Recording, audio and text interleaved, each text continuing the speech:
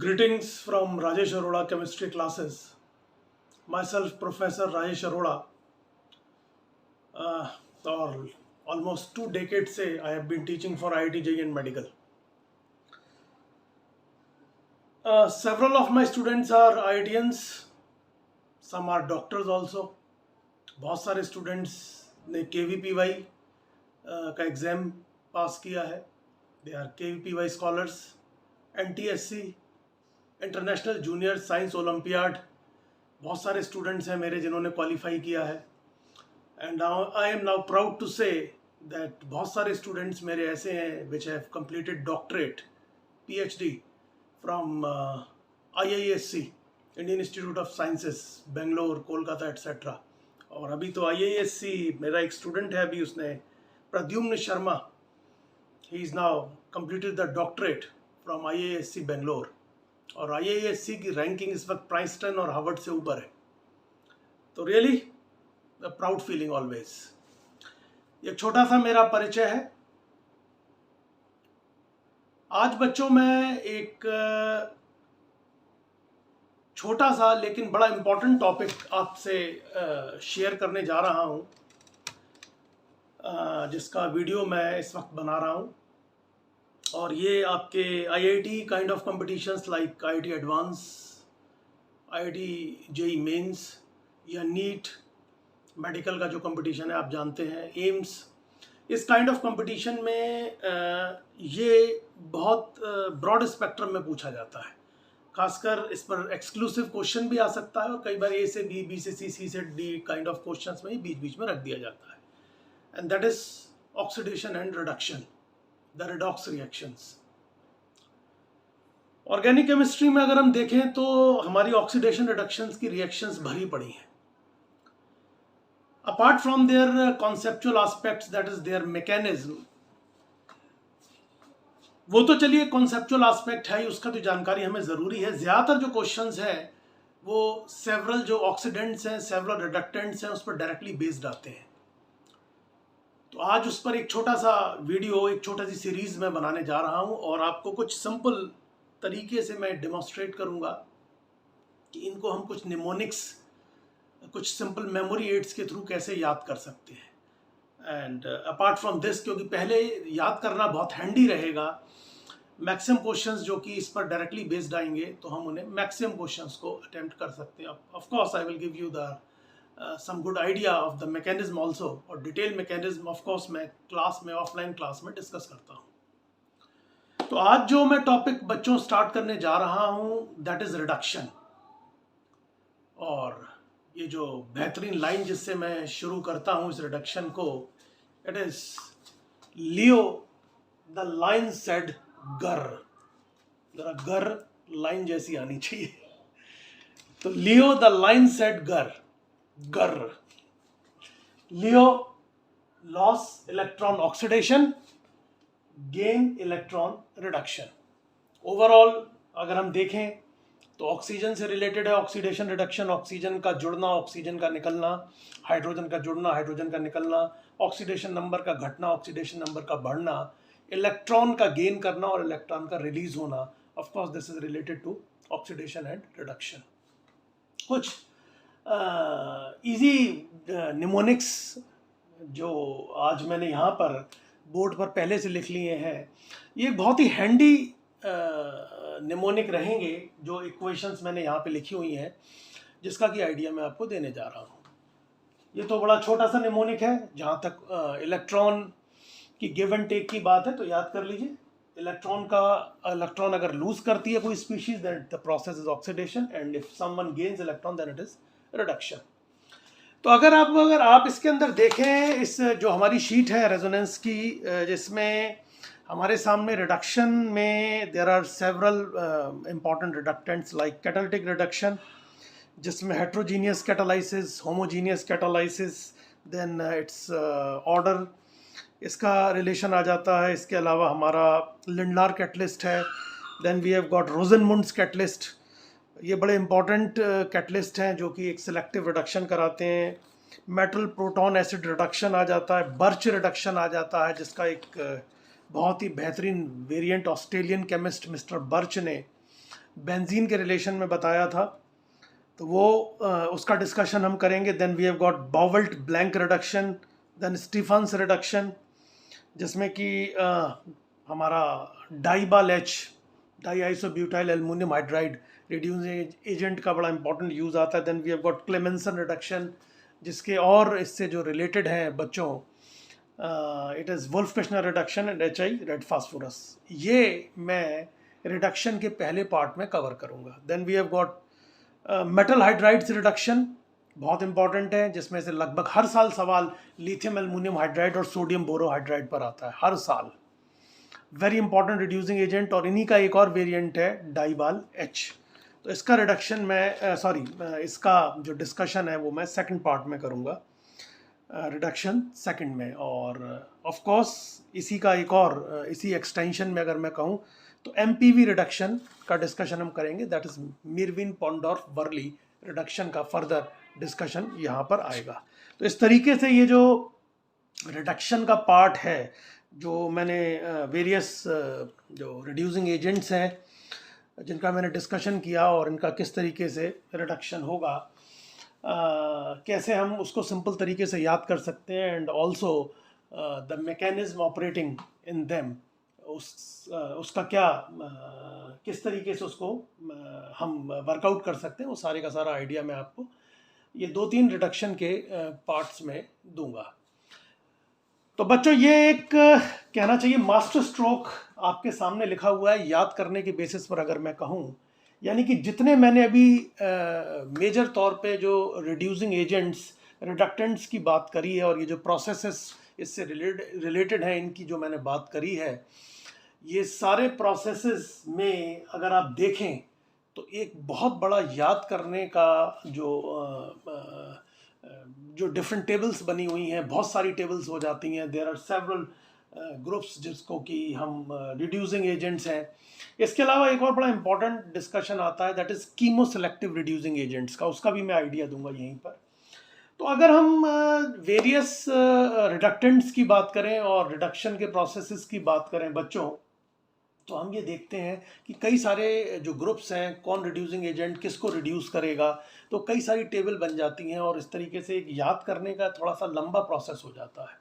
तो एक बड़ी ख़ास बात जो मैंने यहाँ पे बोर्ड पे लिखी हुई है कि अगर ये जो मेजर ग्रुप्स जो कि इम्पॉर्टेंट हैं, इनको अगर हम इजी तौर पर याद कर लें तो एक बहुत बढ़िया कहना चाहिए चमत्कार ये होता है कि अब हमें केवल जो वेरियस रिड्यूसिंग एजेंट्स हैं उनकी बेसिक चीज़ों की जानकारी रखनी है, क्योंकि ये अगर हमें याद हो गया तो जितनी भी टेबल्स हैं सभी के केस में जो फाइनल प्रोडक्ट बनेगा वो यहीं से निकाला जा सकता है, यानी कि सभी के फाइनल प्रोडक्ट्स यही हैं. तो ये एक छोटा सा और अच्छा निमोनिक आपको मैं बताने जा रहा हूँ, ज़रा ध्यान से देखिएगा. तो मैं थोड़ा सा कैमरा पास ले आता हूँ. ये जो दो ऑक्सीडेशन रिडक्शन साइमल्टेनियसली जो प्रोसेसेस लिखे हुए हैं, इक्वेशंस लिखी हुई हैं, ये बड़े इंपॉर्टेंट हैं. और अगर आप ऑर्गेनिक केमिस्ट्री पढ़ रहे हैं for the competitions I have mentioned earlier, तो आपने देखा होगा कि इनका यूज़ सेवरल टाइम्स कई जगह पर होता है, बहुत जगह पर होता है. मैं बता रहा हूँ, 1 डिग्री अल्कोहल का अगर हम ऑक्सीडेशन कराते हैं तो एल्डिहाइड बनता है, और एल्डिहाइड का अगर हम ऑक्सीडेशन कराते हैं तो कार्बोक्सिलिक एसिड बनेगा. एक बड़ी ख़ास बात याद रखने की है कि ये जो एल्डिहाइड जब कार्बोक्सिलिक एसिड में ऑक्सीडाइज होगा तो ये जो नेसेंट ऑक्सीजन है, ये वाला जो कार्बन हाइड्रोजन बॉन्ड है इसको ऑक्सीडाइज करेगी. इसका कुछ जगह पर हम इम्पॉर्टेंट यूज़ देखेंगे. इसी तरीके से जब हम 2 डिग्री अल्कोहल को ऑक्सीडाइज कराते हैं तो dear students this will oxidise into ketone. अच्छा, जैसा कि यहाँ लिखा हुआ है, फॉरवर्ड डायरेक्शन में ऑक्सीडेशन चल रहा है और बैकवर्ड डायरेक्शन में रिडक्शन चल रहा है फॉर एक्सक्लूसिवली दीज 2 लाइन्स, इन 2 लाइनों के लिए. तो जैसे मैं एक बार फिर से इसको दोहरा देता हूँ, 1 डिग्री अल्कोहल ऑक्सीडाइज होके एल्डिहाइड देगा और एल्डिहाइड ऑक्सीडाइज होके कार्बोक्सिलिक एसिड देगा. कार्बोक्सिलिक एसिड रिड्यूस होके, अब बैक डायरेक्शन में अगर हम मूव करते हैं तो कार्बोक्सिलिक एसिड रिड्यूस होके एल्डिहाइड देगा और एल्डिहाइड रिड्यूस होके 1 डिग्री अल्कोहल देगा. बिल्कुल इसी तरीके से 2 डिग्री अल्कोहल ऑक्सीडाइज होके कीटोन देगा और कीटोन रिड्यूस होके 2 डिग्री अल्कोहल देगा. बहुत इंपॉर्टेंट लाइंस हैं, इन्हें ढंग से याद कर लीजिए. ये हमेशा ध्यान रखिए कि याद करना और कॉन्सेप्चुअली समझना दोनों के बीच में एक बैलेंस नेसेसरी है। केवल याद करने का काम जो हम 10वीं तक करते हैं कि मैथमेटिक्स के सवाल भी याद कर लेते हैं, इवन कंप्यूटर हिस्ट्री और दुनिया भर की चीज़ें, इतनी इतनी मोटी किताबें याद कर लेते हैं, कॉन्सेप्चुअली बिल्कुल ध्यान नहीं देते, वो भी गलत है। और केवल कॉन्सेप्चुअली भी नहीं पढ़ा जा सकता, क्योंकि हम कुछ बेसिक चीज़ें याद करेंगे, फिर उससे सेवरल चीज़ें वर्कआउट करेंगे। ऐसा नहीं है कि न्यूटन्स फर्स्ट लॉ तुम याद, जी मैं याद नहीं कर रहा, मैं जो हूँ साहब डिराइव करूँगा, सेब के पेड़ के नीचे बैठूँगा कई साल, मेरी खोपड़ी पे सेब गिरे तो मैं डिराइव करूँ। तो आई मीन टू से कि बेसिक चीज़ें बच्चों हमें हमेशा जो है वो याद करनी होती हैं, और उससे सेवरल चीज़ें हम वर्कआउट करते हैं। याद करने का एक बहुत बढ़िया फ़ायदा हमेशा ये होता है कि हमारे जो मैक्सिमम क्वेश्चन 60-70% क्वेश्चन अक्सर जो इस काइंड ऑफ कॉम्पिटिशन्स जिनका नाम मैं लेता हूँ इसमें आते हैं, तो डायरेक्टली इस पर बेस्ड आते हैं। और जब भी हम टाइम बाउंड एग्ज़ाम देते हैं तो वहाँ पर टाइम एक बड़ा कंस्ट्रेन होता है, और हमें टाइम सेव करके उसकी तरफ मूव करना होता है जहाँ पर कि हम अंदर से सवाल पूछा गया, कॉन्सेप्चुअली पूछा गया, यानी ऑर्गेनिक केमिस्ट्री की बात करें तो मैकेनिज्म में से जो सवाल पूछा गया है, तो उस किस्म के सवालों को हम वर्कआउट कर सकें। एंड दैट इज़ वो, यानी कि रैंक बिल्डिंग जो क्वेश्चंस होते हैं 15, 20, 25, 30% जो होते हैं। लेकिन उससे पहले हमें जो मोर देन 50% का जो पार्ट है, अगर हमने उन्हें याद कर रखा है चीज़ों को, तो वो बहुत हैंडी हो जाता है, और उसको हम बहुत तेज़ी से फिनिश करके हम उसकी तरफ मूव कर जाते हैं जहाँ पर कि हमको अब हमें टाइम चाहिए और कॉन्सेप्चुअली जो प्रोसेस दिया हुआ उसके अंदर मूव करना है। तो ये आपकी बहुत हेल्प करेंगी। ये जो खासकर ये 2 लाइनें तो बहुत ज़्यादा इंपॉर्टेंट हैं, बहुत जगह पर इसका यूज़ देखेंगे। इसकी fascinating mechanism oxidation as well as reduction में मैं आगे जाके डिस्कस करूँगा। नाउ मैं आगे मूव करता हूँ। ये रहा आपका एसिड हैलाइड, एलिफैटिक या एरोमेटिक वेरिएंट, कोई भी अगर हम ले लें, एलिफैटिक या एरोमेटिक वेरिएंट, इसका अगर रिडक्शन कराया जाएगा, जनरली इसको याद करने के लिए मैं ऐसे लिख देता हूँ that nascent hydrogen is the reducing agent. ये नेसेंट हाइड्रोजन, नवजात oxygen, of course nascent hydrogen maximum cases में रिड्यूसिंग एजेंट होता है, बट हमेशा नहीं होता। कहाँ पर क्या होगा इसको तो मैं बताऊंगा ही आगे, लेकिन अभी इसको ओवरऑल, लेकिन फाइनल रिजल्ट सेम रहता है, either nascent hydrogen is reducing agent और नॉट। तो इस तरीके से मैक्सिमम केसेस में एक सिंपल तरीका हम ऐसे याद कर सकते हैं कि अगर एसिड हैलाइड का रिडक्शन होगा तो हम इसको कुछ ऐसे याद कर सकते हैं कि यहाँ से साहब हमने नेसेंट हाइड्रोजन और एसिड हैलाइड की क्लोरीन रिएक्ट कर गई, HCl is the extra product. और अगर आप लोग मेरे रेगुलर स्टूडेंट्स हैं तो आप जानते हैं एसिड डेरिवेटिव्स के साथ खासकर जो एक्स्ट्रा प्रोडक्ट का महत्व है, मैं मैकेनिक्स के थ्रू प्रूव करता हूँ, and that is SN2 tetrahedral. तो आपको ये पता होगा कि एसिड हैलाइड का एक्स्ट्रा प्रोडक्ट HCl ही होता है। खैर, याद करने के प्रोसेस की जो मैं बात कर रहा था, तो एसिड हैलाइड अगर रिड्यूस होगा तो पहली स्टेज में एल्डिहाइड देगा। और जैसा कि हम देख चुके हैं कि यहाँ मैंने ऑक्सीडेशन प्रोसेस लिख दिया है, तो मैं ज़रा रिडक्शन की बात करूँगा। ऑफ कोर्स जो एल्डिहाइड है वो ऑक्सीडाइज होकर कार्बोक्सिलिक एसिड देगा, लेकिन जैसा कि मैंने आपको बताया है, एल्डिहाइड रिड्यूस होके 1 डिग्री अल्कोहल देगा। So this is 1 degree alcohol. फिर नेसेंट हाइड्रोजन मैं यहाँ पे मेंशन किए दे रहा हूँ। तो ओवरऑल बच्चों, एसिड हैलाइड रिड्यूस होके पहले स्टेज में एसिड एल्डिहाइड देता है, एंड फर्दर रिडक्शन पर acid aldehyde changes into 1 degree alcohol. That is acid halide का फाइनल रिडक्शन का प्रोडक्ट 1 डिग्री अल्कोहल है। ये इंपॉर्टेंट बात हमें ध्यान रखनी है। सिमिलरली अगर हम एसिड एनहाइड्राइड लेते हैं तो फिर आपको वही वाली बात मेरी याद आ गई होगी जो मैं बोलता हूँ। एक्स्ट्रा प्रोडक्ट की अगर मैं बात करूँ तो एक्स्ट्रा प्रोडक्ट यहाँ पर रहेगा कार्बोक्सिलिक एसिड। नेसेंट हाइड्रोजन से मैं फॉर एग्जांपल इस रिडक्शन प्रोसेस को लिख रहा हूँ। कार्बोक्सिलिक एसिड एक्स्ट्रा प्रोडक्ट हो गया, बचा हुआ हाइड्रोजन इससे जुड़ गया, अगर इससे जुड़ गया तो एल्डिहाइड बन गया, जैसा कि यहाँ भी हमने शो किया था, हाइड्रोजन इस एसाइलिक ग्रुप से जुड़ गया।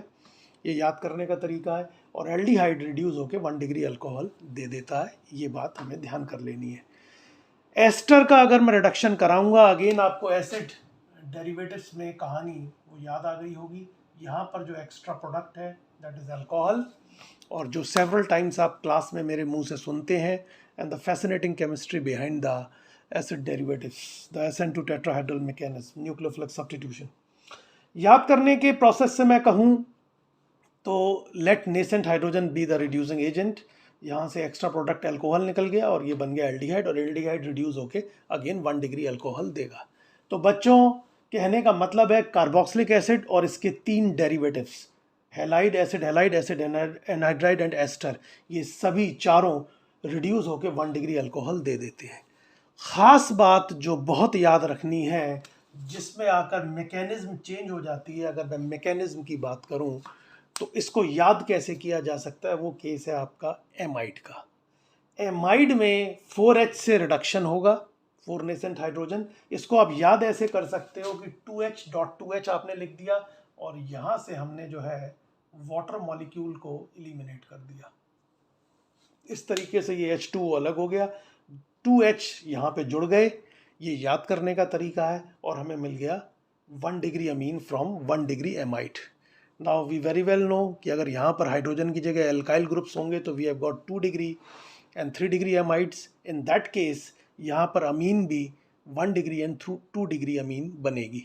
ये लाल पेन से मैंने इसलिए लिख दिया है कि अगर ड्यूटेरियम लेवलिंग का कोई सवाल आ जाता है, अक्सर मैं क्लास में भी कई दफ़ा बताता हूँ कि ये जो हैवी आइसोटोप्स ड्यूटेरियम लेवलिंग कि जब हम बात करते हैं तो this is a very handy tool in hand of organic chemist, जिससे डिफरेंट मैकेनिज्म जो डिफरेंट ऑर्गेनिक केमिस्ट हैं उसको डिटरमाइन करते हैं।